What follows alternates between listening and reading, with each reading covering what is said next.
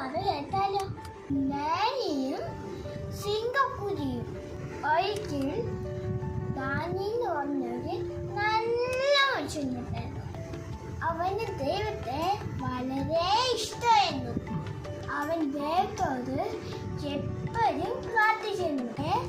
രാജാവിനെ വളരെ ഇഷ്ടമായിരുന്നു. അങ്ങനെ ഇരിക്കെ കുറെ ആൾക്കാർ ഡാനിയലിനെ ഇരിക്കാൻ തീരുമാനിച്ചു. അവർ ഒരു നിയമം ഉണ്ടാക്കി.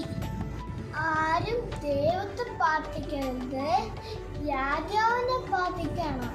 പക്ഷെ ഡാനി രാജാവിനെ പ്രാർത്ഥിച്ചില്ല, ദൈവത്തോട് പ്രാർത്ഥിച്ചു.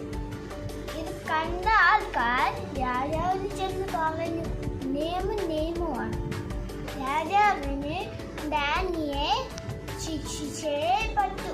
ഡാനിയനെ സിംഗപ്പൂരിലിട്ടു. രാജാവിന് ഭയങ്കര വിഷമമായി, ഉറങ്ങാൻ പറ്റിയില്ല. ഒറ്റ ദിവസം രാജാവ് ഓടിപ്പോയി പുരിയിൽ നോക്കി ചോദിച്ചു, ഡാനി നീ കേൾക്കുന്നുണ്ടോ? എന്തെങ്കിലും സംഭവിച്ചോ? ഡാനിയൽ പറഞ്ഞു, ദൈവം എന്നെ സഹായിച്ചു.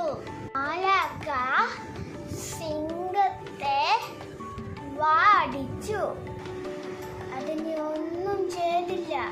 ഇത് കേട്ടപ്പോൾ രാജാവിന് സന്തോഷമായി. ഡാനിയൽ പുറത്തു വന്നു. ഡാനിയൽ പറഞ്ഞു, ദൈവം എന്നെ രക്ഷിച്ചു.